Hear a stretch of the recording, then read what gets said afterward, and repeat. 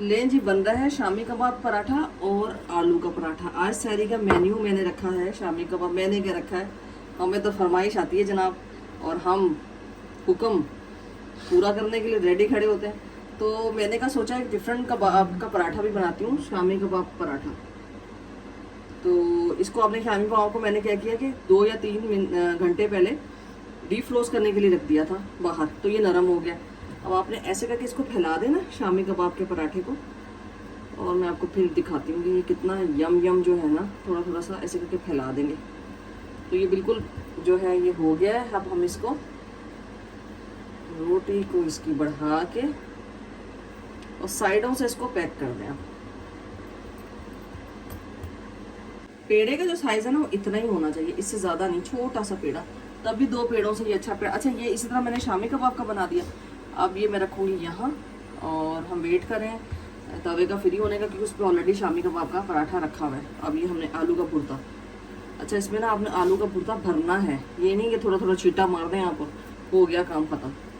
ये हुआ, आपने इसकी रोटी को दोबारा इस तरह से रखा और इसकी साइडों को सील कर देना है। और फिर देखिए यहाँ से सील नहीं हुआ था ना, तो आलू निकलना शुरू हो गया। सील कर दिया अच्छे तरीके से। और अब मैं इसको जैसे तवा फ्री होता है, तो इन दोनों को, ये है कबाब का और ये है आलू का, बेल के दिखाती हूँ। ये शामी कबाब वाला पराठा है और ये इतना यम बनता है ना, और मैं क्या बताऊँ आपको, इसके अंदर पूरा शामी कबाब भरा हुआ है। और ये चाय रेडी हो रही है, वो भी गुड़ की। हाँ, तो मैंने आपसे कहा था ना मैं गुड़ की चाय पीती हूँ, आप लोग भी चीनी छोड़ दें। अब मैं पहले आलू का पराठा जो है वो ये देखिए कितना इजी तरीके से होता है ना। अगर आपने, अच्छा मैंने आटे में ना अजवाइन डाल दी थी, क्यों, क्योंकि सहरी का टाइम है, तो डाइजेशन में जो है ना वो इशू नहीं होगा, अजवाइन से फ़ौरन डाइजेस्ट हो जाएगा खाना। तो ये देखिए कितने मज़े से ये गोल जो है ना, ये देखें जनाब, आलू का कितना ज़बरदस्त क्रिस्पी पराठा रेडी हुआ है। और अगर मैं आपको इसकी लेयर भी खोल के दिखाऊँ ना, हाँ, यम्मी। अब हम दोबारा डाल देंगे शामी कबाब का पराठा। शामी कबाब का भी मैं आपको दिखाती हूँ पराठे तरह। ये देखें जी, लेयर खोल के मैं दिखाती हूँ, बीच में देखें शामी कबाब। मैं कहती हूँ खाने वाले को ना स्वाद आ गया तो फिर कहना आहा। इबादत की रातें चल रही हैं, आखिरी अशरा चल रहा है, और मैंने जनाब ये कारपेट जो है ना वो धोने के लिए लॉन्ड्री में दे दिए हैं, और ये वाला भी कारपेट गया हुआ है, और खूब कुशन वुशन के सब जनाब कवर कुवर धुल धुला के, तो सफाइयाँ प्रोग्राम चल रहा है। और ये देखें जी, अयान साहब सोए पड़े हैं, ये सुबह उठ गए थे, अब ये सो गए हैं। अल्लाह अल्लाह खैरी सब। सारे जा नमाज धोए मैंने, मुझे टाइम नहीं मिला था जा नमाज धोने का, तो जा नमाज भी धोए मैंने। जा नमाज हो गए नीट एंड क्लीन। जो कुशन्स होते हैं उनके कवर मैंने सारे धोए हैं। अयान ने देखो ये कपड़े उतार के लाया, तो कैसे फेंके हैं कि जैसे ना समेटने वाले जो है ना वो पागल हो जाए नीचे से उठा उठा के। तो ये सारे कुशन्स भी धुल गए, जा नमाज भी धुल गए, हर चीज़ मैंने धो दा दी थी, बेडशीट्स धोई थी। तो ये है कि अब मैं ये कुशन कवर लगाऊंगी, ताकि कुशन भी मैंने बाहर धूप में रख दिए थे ताकि धूप लग जाए उन्हें कुशन्स को। तो ये अब ये देखें यार क्या फैला के गया, सच में कोई जो चीज़ लड़के ने जगह पे रखी हुई है, देखना क्या हशर करके गया। कमरे की हो गई सफाई, नीट एंड क्लीन, डस्टिंग वस्टिंग सारी चीज़ हो गई है, डस्टबिन का शॉपर चेंज हो गया। और अब जो है वॉशरूम को मैंने खोला हुआ था, मैं सोची बंद कर दूँ, मगरिब का टाइम होने वाला है, तो दरवाज़ा बंद कर दो, ड्राई हो जाएगा। बस जी रेडी स्टडी एप्पल गो। अयान ने इफ्तारी लगा ली है, तो मैं जो हूँ जा रही हूँ बस। अब मैंने ना अयान साहब को कहा कि इफ्तारी लगा दो, ज़रा चेक करो इस शीट का क्या हुलिया ख़राब की है। ये बन क्या रहा है, ये चॉकलेट मिल्क शेक के अंदर दुनिया जहान की चॉकलेटें और अल्लाह जाने, और ये जो कचरा किया ना बेटा, इसको ज़रा साफ़ करो। 5 मिनट है तुम्हारे पास, 5 मिनट, वरना तुम्हारी इफ्तारी रोज़े से पहले मैं करा दूँगी। अभी मैं हटी थी सफाइयाँ करके, अभी मैंने वॉशरूम वगैरह धोया था। हाँ जी, बाथरूम के नए मैट लिए हैं मैंने, तो मैंने कहा दिखाऊंगा इसको। इससे क्या होता है कि बाथरूम बड़ा ड्राई रहता है, वज़ू करो तो इन मैट बड़े फ्लफ़ी फ्लफ़ी से सॉफ्ट से हैं, तो अच्छा लगता है, ज़रा पाँव ड्राई हो जाता है और बाथरूम ड्राई रहता है, सबसे बड़ी बात है। अब ये नहीं नहाते हुए अब ये बेड वेड जो हमें हटाने पड़ते हैं, लेकिन ये है कि मुझे बड़ा सुकून रहता है, जो है ना टाइल्स बड़े साफ़ सुथरे रहते हैं और गीले नहीं होते। जब आप वज़ू करते हो तो छींटे पड़ते हैं, छींटे पड़ने से क्या होता है कि वॉशरूम जो है वो फिर गीला हो जाता है, गीले होने से फिर स्यापे, है मैं क्या बताऊँ, स्यापों पे स्यापे शुरू हो जाते हैं। तो इसलिए ये मुझे नए मैट मिले थे, मैं ख़रीद के लाई थी, तो मुझे बड़े अच्छे लगे, बल्कि मेरे स्लीपरों से भी मैच हो गए ब्लू। और जो है ये मैट मैंने बाहर रख दिया, जो वॉशरूम का ऑलरेडी पहले था। तो बस जी ये पोचा भाई पड़ा हुआ है यहाँ पर, ये देखें इसका जो कपड़ा वो यहाँ पड़ा, भी मैंने मोब नहीं लगाया, मोब रह गया बस मेरा। जी आज हम बना रहे हैं बीफ बर्गर और उसमें हम डालेंगे लहसुन अदरक ग्रीन चिली का पेस्ट। ये जो बीफ का जो कीमा है ये मैंने लिया है 500 ग्राम। तो इसमें 2 टेबलस्पून जाएंगे चिली गार्लिक और जिंजर का पेस्ट। इसके अलावा हम इसमें शामिल करेंगे, बड़े मज़े का ये आजकल फ्रेश बर्गर ट्रेंड में आए हुए हैं, कोई भी जो है ना नॉर्मल बर्गर नहीं चल रहे हैं आजकल फ्रीज हुए हुए। तो 1 टीस्पून आपने इसमें सॉल्ट डाल देना है और इसमें हम डालेंगे 1 टीस्पून गार्लिक पाउडर, खुशबू बहुत अच्छी आती है इससे। हम इसमें शामिल करेंगे 1/2 टीस्पून जीरा पाउडर और सबसे मज़े की चीज़ जो जाएगी इसके अंदर वो है ब्लैक पेपर,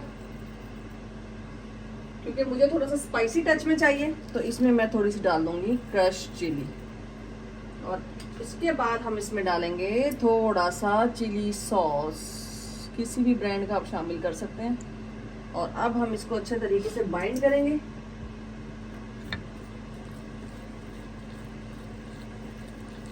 मिक्स करना है, मिक्स करके इसके मिक्सचर को अच्छे तरीके से मिक्स करना है। और बाइंडिंग के लिए आप इसमें अंडा डाल सकते हैं चाहें तो, और चाहें तो आप इसके अंदर थोड़ा सा बेसन डाल सकते हैं और जो भी आप चाहें, लेकिन मैं इसके अंदर जो है ना अंडा शामिल करूँगी। 1 अंडा शामिल किया जाएगा इसके अंदर और इससे बाइंडिंग बड़ी अच्छी हो रही है। कि वैसे तो ये कीमा देखें, इसका पानी मैंने अच्छे तरीके से जो है ना वो ड्राई किया हुआ है, तो ये वैसे इतना थिक है और मोटा मोटा कुटा हुआ कीमा है। और आजकल इतने एक्सपेंसिव बर्गर है ना, अगर आप फ्रेश बीफ बर्गर लेने जाती हैं, फ्रेश चिकन बर्गर लेती हैं या मटन का बर्गर लेती हैं, तो बहुत एक्सपेंसिव होता है। तो आप ये घर में बड़े मज़े से बहुत कम पैसों में जो है ना बच्चों को खिला सकती हैं और एंटरटेन कर सकती हैं। इसमें पानी की आपको बिल्कुल भी ज़रूरत नहीं पड़ेगी। अब हम इसमें थोड़ा सा कॉर्नफ्लोर, थोड़ा सा हल्का हल्का सा बेसन का सिर्फ आपने इसके ऊपर स्प्रिंकल करना है। और ये इतने ज़बरदस्त फ्राइज रेडी होंगे ना बर्गर के साथ, मैं कहती हूँ हाँ हाँ बल्ले बल्ले। ये देखें जी, हाँ हाँ क्या ज़बरदस्त फ्राइज बने। मैं हमेशा बाहर खाना ट्राई करती हूँ और फिर उसके फ्लेवर को, उसके टेस्ट को अच्छे तरीके से ट्राई करके चख के पता करती हूँ इसमें क्या क्या इन्होंने डाला, और फिर मैं अपने घर वालों के लिए उससे भी अच्छी चीज़ बना के दिखाती हूँ। तो ये फ्रेंच फ्राइज देखें, इतने ज़बरदस्त, ये इतने महंगे फ्रेंच फ्राइज मिलते हैं ना, तो खैर वो तो फ्रोज़न होते हैं, लेकिन ये बड़े यम्मी। अब इनके टेक्सचर देखें आप, ज़बरदस्त। अगर आप इसे सर्व करेंगे तो कोई मानेगा ही नहीं कि घर की आएंगी। अब ये देखिए कितनी ज़बरदस्त इसके अंदर ये लाइंस आई हैं और इसी को हम दोबारा पलट जाएंगे और अपने प्याज को भी हल्का हल्का सा, ज़्यादा ब्राउन नहीं होने देना, साइडों में कर देंगे। ये बड़ा यमी लगता है क्योंकि इसी की चर्बी में ये प्याज पकता है और इसमें फ्लेवर आ जाता है बीफ का, बहुत यमी का। ये जनाब अयान साहब बना रहे हैं, आज क्या बना रहे हैं ना, जेली दूध बना रहे हैं ये। और इसके लिए जेली जमाई गई है और ये दूध में रूह अफ़ज़ा डाला गया है, थोड़ा सा इसमें इलायची पाउडर डलेगा खुशबू के लिए। और मैं इसके लिए बना रही हूँ आज बीफ बर्गर, साथ मैंने फ्राइज़ बनाए हुए हैं। तो इफ्तार आज बिल्कुल डिफरेंट, थक गए एक तरह की इफ्तार करना थी, तो मैंने आज अयान के लिए सरप्राइज़ इफ्तारी रखी थी, लेकिन पता चल गया था। तो ये देखें जनाब, ज़बरदस्त मेरा बेटा बना रहा है, वाह वाह वाह। दूध तो इसने लाजमी पीना है ना, दूध के बगैर तो मेरा बेटा इफ्तारी सारी कर ही नहीं सकता।